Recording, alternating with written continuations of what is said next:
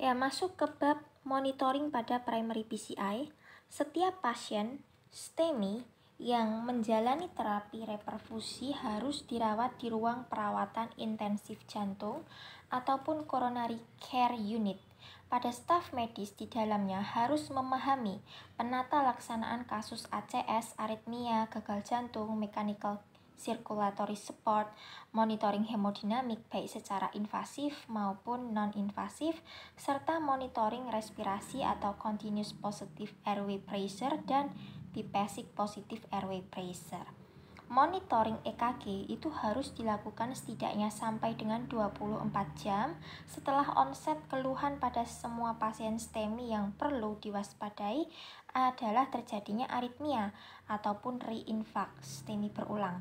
Nah, pada pasien yang stabil dan mendapatkan terapi reperfusi yang berhasil, perawatan bisa dilanjutkan di ruangan rawat inap dengan monitor pada 24 sampai 48 jam berikutnya.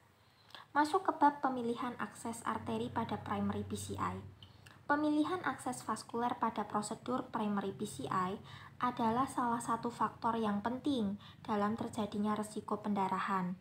Komplikasi pendarahan terkait lokasi akses adalah penyebab utama terjadinya morbiditas saat tindakan dilakukan, terutama pada tindakan primary PCI, di mana farmakoterapi untuk menghambat agregasi platelet serta pencegahan terjadinya stent trombosis dini diberikan secara agresif.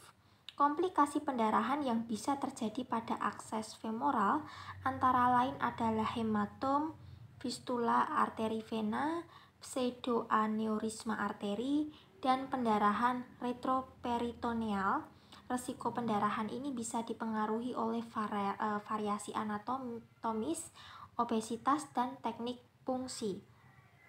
Berbagai penelitian dan guideline sudah merekomendasikan pemilihan akses transradial untuk tindakan primary PCI karena sudah terbukti bisa mengurangi insiden terjadinya pendarahan mayor dan berkaitan dengan angka mortalitas yang lebih rendah. Nah, meskipun demikian, keuntungan dari pemilihan akses transradial dibandingkan femoral itu juga bergantung pada kemampuan operator dalam hal teknik transradial. Pemilihan akses transradial pada primary PCI itu dikatakan aman dilakukan pada pasien STEMI yang tidak mengalami shock kardiogenik. Nah, pada penelitian matrix atau minimizing adverse hemorrhagic events by transradial access site and systemic implementations of Angioch yang dipublikasikan baru-baru ini, pemilihan akses transradial jika dibandingkan dengan akses femoral pada primary PCI itu berkaitan dengan penurunan jumlah kejadian kardiovaskular. Bagaimanapun juga, penilaian dari operator dan kenyamanan terhadap akses yang dipilih itu lebih berpengaruh terhadap outcome. Nah, maka dari itu, seorang operator itu hendaknya memiliki kemampuan yang baik terhadap keduanya, dan keputusan akhir mengenai akses mana yang dipilih itu harus disesuaikan berdasarkan kondisi setiap pasien. Masuk ke bab aspek prosedural pada primary PCI. Yang pertama, trombektomi manual. Pengambilan trombus dengan menggunakan cara trombektomi manual sebelum pemasangan stent mempunyai potensi untuk mengurangi distal embolisasi dan mampu meningkatkan perfusi mikrovaskular. Walaupun demikian, pada beberapa penelitian besar masih memperlihatkan hasil yang beragam mengenai perlu atau tidaknya dilakukan trombektomi manual secara rutin. Pada salah satu penelitian multicenter randomized trial yang cukup besar di tahun 2015, yakni the trial of routine aspiration thrombectomy with PCI versus PCI alone in patients with STEMI atau total, itu menyatakan bahwa strategi dilakukannya aspirasi trombektomi manual secara rutin pada primary PCI tidak menurunkan angka resikonya terjadinya mortalitas akibat kardiovaskular, infak miokard berulang, shock kardiogenik ataupun gagal jantung NYHA kelas 4 jika dibandingkan dengan strategi PCI saja, di mana trombektomi itu hanya dilakukan apabila diperlukan sebagai terapi penyelamatan. Nah, kelompok pasien yang mendapatkan manfaat paling banyak dilakukannya trombektomi adalah kelompok pasien dengan thrombus burden yang tinggi. Angka kejadian stroke pada kelompok yang menjalani trombektomi rutin juga didapatkan lebih tinggi. Strategi trombektomi sebagai terapi tambahan pada primary PCI apabila dilakukan pada pasien dengan thrombus burden yang banyak juga dikatakan mempunyai hasil resolusi segmen ST elevasi yang lebih baik serta mengurangi microvascular obstruction atau MVO, namun tidak mengurangi ukuran infak dan transmuralitas pada penelitian multi-device thrombectomy in acute ST elevation acute myocardial infarction atau MUSTELA. Dari beberapa penelitian yang ada bisa disimpulkan bahwa tindakan trombektomi manual itu tidak perlu dilakukan secara rutin pada primary PCI, tetapi pada kondisi tertentu, tindakan ini bisa memberikan manfaat yang berarti untuk pasien. Yang kedua, plain old balloon angioplasty atau POBA. Pemasangan stent hendaknya itu lebih dipilih daripada balloon angioplasty pada tindakan primary PCI jika secara anatomi dan teknikal bisa dilakukan. Hal ini dikarenakan pemasangan stent pada primary PCI itu mempunyai hasil angiografi yang lebih baik serta outcome jangka pendek dan jangka panjang, ya mortalitas 5 tahun yang lebih baik. Selain itu pada suatu studi meta-analisis pemasangan stent juga berkaitan dengan penurunan signifikan terhadap perlunya target vessel revascularization atau TVR pada 30 hari dan 6-12 bulan waktu pengamatan. Yang ketiga, pemilihan stent pada primary PCI itu kalau DES versus BMS ya. Dibandingkan dengan BMS, implantasi DES itu menurunkan tingkat restenosis dan kebutuhan untuk intervensi ulang, namun tidak mengurangi tingkat mortalitas atau reinfak secara pasti. Kontroversi muncul dan ada kekhawatiran apakah penggunaan DES generasi pertama bisa meningkatkan resiko terjadinya very late stent thrombosis apabila dibandingkan dengan BMS. Tantangan terbesar adalah bagaimana kita bisa memutuskan pendekatan yang dipilih pada saat primary PCI. Pertimbangan yang penting dilakukan adalah apabila kita menggunakan DES, pasien harus mengkonsumsi DAPT dalam jangka waktu panjang yakni 1 tahun. DES harus dihindari pada pasien dengan adanya hambatan keuangan atau sosial yang mungkin bisa membatasi kepatuhan pasien, mempunyai risiko pendarahan yang tinggi. Pasien yang diantisipasi perlu untuk dilakukan tindakan invasif atau bedah pada tahun berikutnya, atau terdapat indikasi independen pada pasien untuk menggunakan terapi antikoagulan jangka panjang. Nah, terdapat studi yang membandingkan penggunaan DES generasi kedua dengan BMS pada pasien STEMI yang menjalani primary PCI. Pada studi di Everolimus eluting stent versus BMS in ST segment elevation myocardial infarction atau examination yang dilakukan pada 1.504 pasien STEMI melaporkan tidak terdapat perbedaan yang signifikan untuk hasil akhir primer atau primary endpoint dari semua penyebab kematian atau all cause death, reinfark dan revaskularisasi apapun pada pasien yang menggunakan DES generasi kedua yakni Everolimus eluting stent atau EES dibandingkan dengan BMS pada 1 tahun pertama, namun penggunaan EES berkaitan dengan risiko yang lebih rendah dari target vessel revascularization atau TVR dan kejadian stent trombosis yang pasti. Kemudian untuk DES generasi pertama versus DES generasi kedua dan ketiga. Ya, Beberapa bukti terakhir itu menunjukkan superioritas DES generasi baru atau Everolimus Eluting Stents EES apabila dibandingkan DES generasi awal, yakni Sirolimus Eluting Stents SES. Dalam hal menurunkan kejadian vaskular akut atau major acute vascular events pada kasus STEMI, beberapa penelitian yang membandingkan beberapa jenis DES generasi baru itu tidak menunjukkan superioritas antara satu stent dengan stent yang lainnya. Dari hasil studi meta-analisis yang diambil dari beberapa penelitian atau randomized control trial atau RCT menyatakan generasi kedua DES tampaknya bisa menurunkan risiko stent trombosis pada pasien ACS. Selain itu, mungkin juga didapatkan penurunan insiden terjadinya MACE dengan penggunaan DES generasi kedua yaitu EES. Dari beberapa penelitian lainnya, EES secara signifikan menurunkan semua penyebab kematian dan risiko stent trombosis dibandingkan dengan DES generasi pertama, yaitu SES dan keseluruhan DES generasi pertama yang lainnya. EES juga sangat efektif dalam mengurangi angka kejadian MACE pada pasien diabetes dengan penyakit jantung koroner.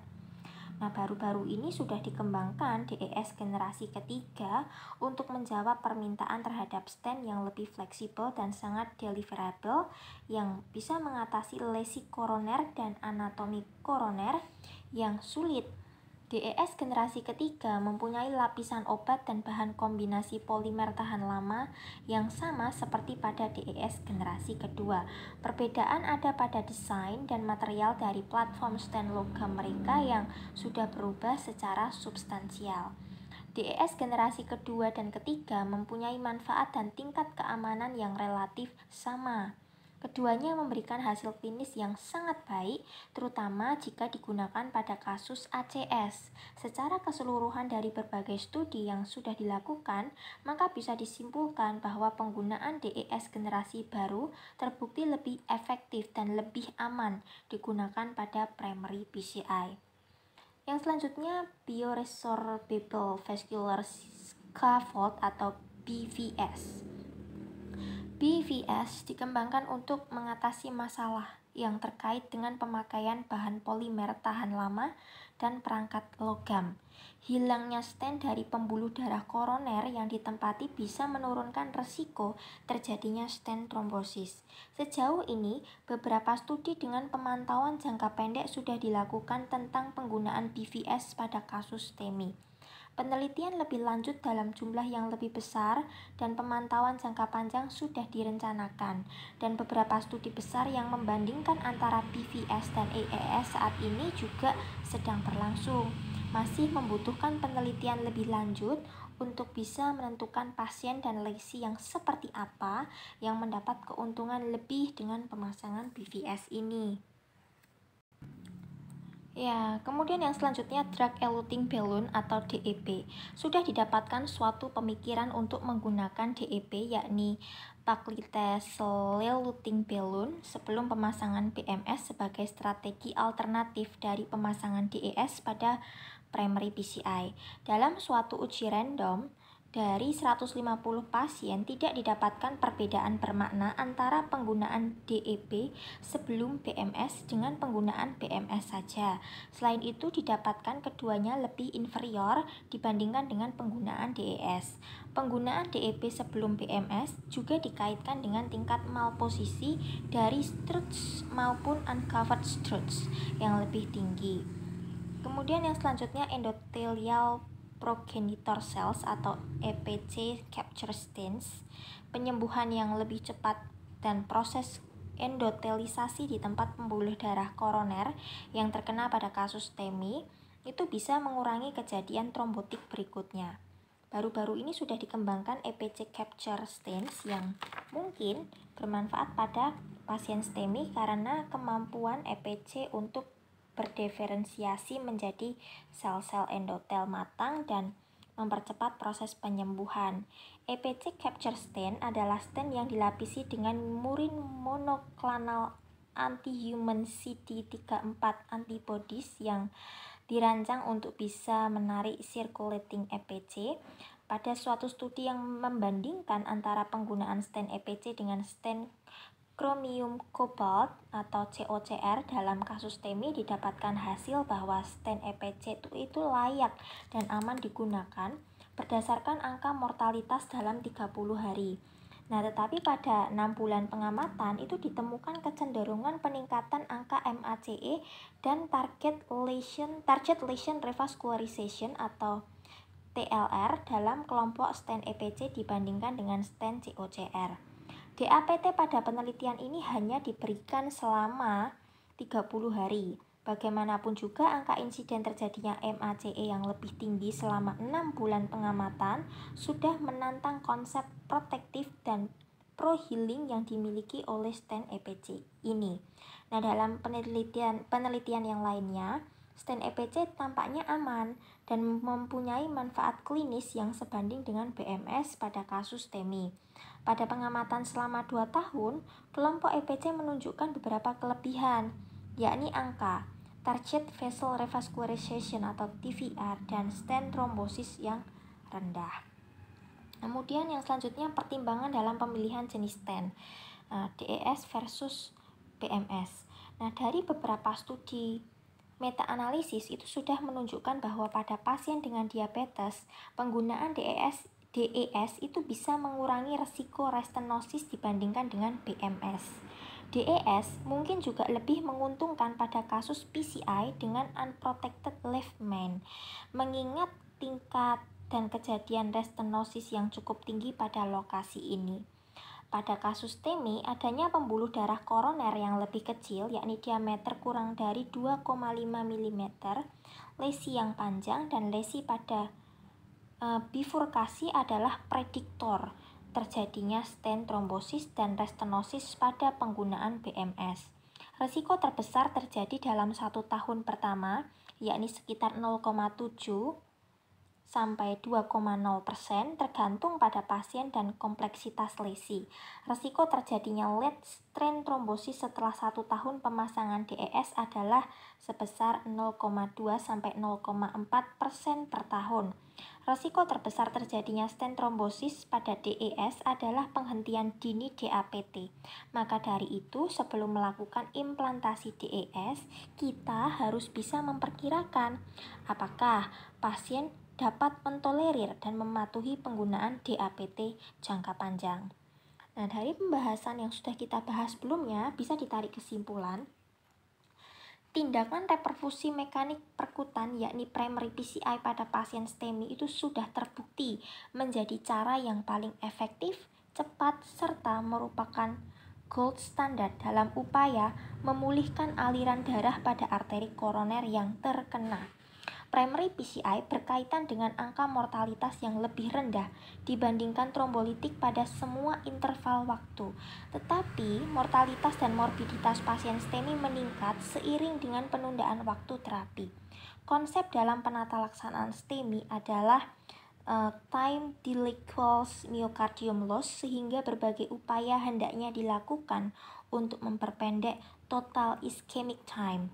Prosedur primary PCI itu sangat jarang mempunyai kontraindikasi, tetapi di lain pihak terdapat beberapa pertimbangan yang berhubungan dengan risiko dan manfaat, sehingga pada kasus tertentu klinisi memutuskan untuk tidak melakukan primary PCI.